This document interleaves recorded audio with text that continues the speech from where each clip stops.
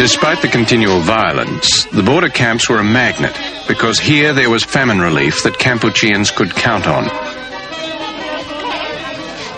The lion's share of international aid was eventually shipped to the Vietnamese side. But at the height of the crisis, it was the aid that flowed directly across the border that proved to be effective. In addition to feeding the refugees on the spot, the camps were also used as a land bridge to funnel rice and other supplies back to the interior. The Vietnamese had refused to allow the road or railway to be used, so everything depended on bullock carts, bicycles, and Kampucheans on foot. Up to 100,000 traffickers were plying the trails. Their journeys to and from the border were taking at least a week each way.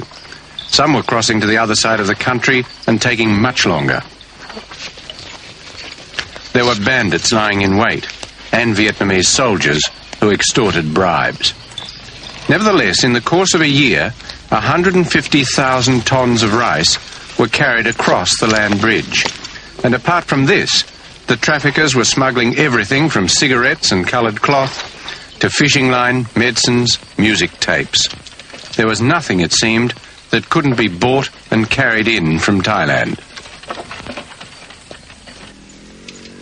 When the traffickers emerged at the other end of their journey, there was only a token checkpoint before they were free to enter the market towns. Officially, the Vietnamese would never condone the traffic in aid and trade from the border. And from time to time, they called a halt by cutting the trails and attacking the border camps.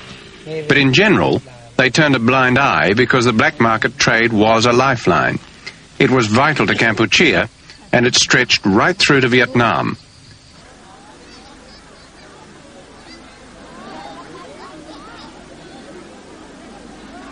Ironically, Kampuchea had fallen back on capitalism in its crudest form. In this destitute economy, the only productive energy worth speaking of was sparked by profiteering. Compared to the black market, there was little incentive to work in the fields or even to hold a government job. Kampuchea had nothing produced for export, so gold was used as the only way to pay for the goods that came from the border. This was gold that families had hidden during the war and the term of Pol Pot's rule.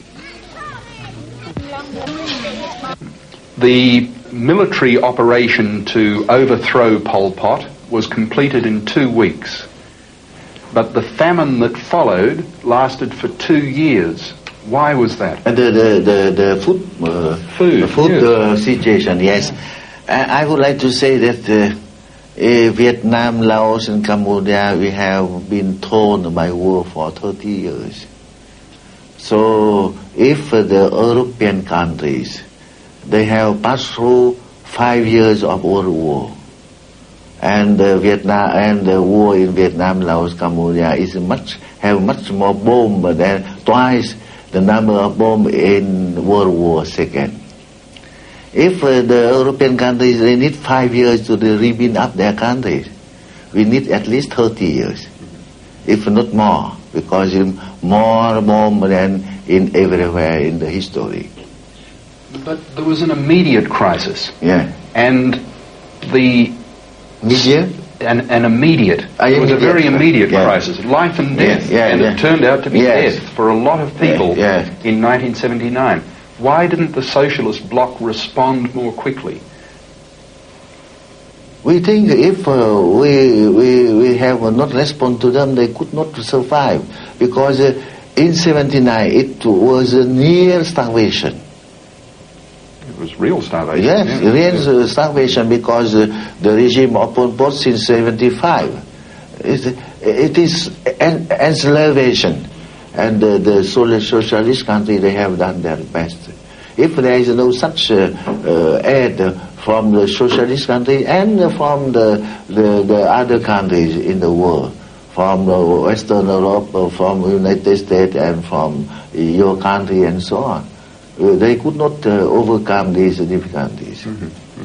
There is no question that for a certain period of time the Vietnamese army is going to be necessary in Kampuchea in order to stop a Pol Pot takeover. If they withdrew now, the Heng Samrin regime would collapse. But I think the question of Vietnamese total withdrawal from Kampuchea simply does not arise.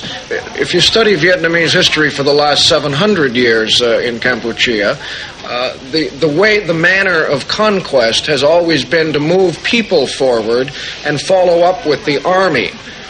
This time it's the other way around, that the army has come, conquered Kampuchea, occupied Kampuchea, and it is entirely logical to presume that the Vietnamese will end up with a real colonialism, a real occupation, a Vietnamese presence throughout all of Indochina, living and working as citizens of Indochina, so to speak, but ethnic Vietnamese.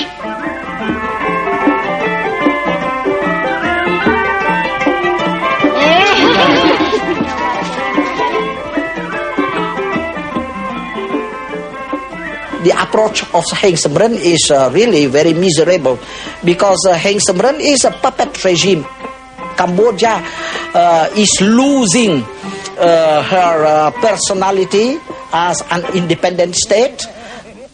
Now the Vietnamese, they are trying to impose on Cambodia their way of life, their Vietnamese and Soviet style communism and so on. The Cambodian people cannot be happy about it. And more there are Vietnamese settlers from Vietnam. Our people becomes slaves of Moscow and of Hanoi. The fate of Cambodia will be the same than the fate of South Vietnam. That was South Cambodia.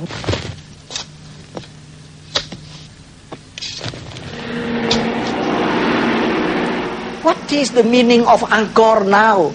No significance, because we are now no more an independent state.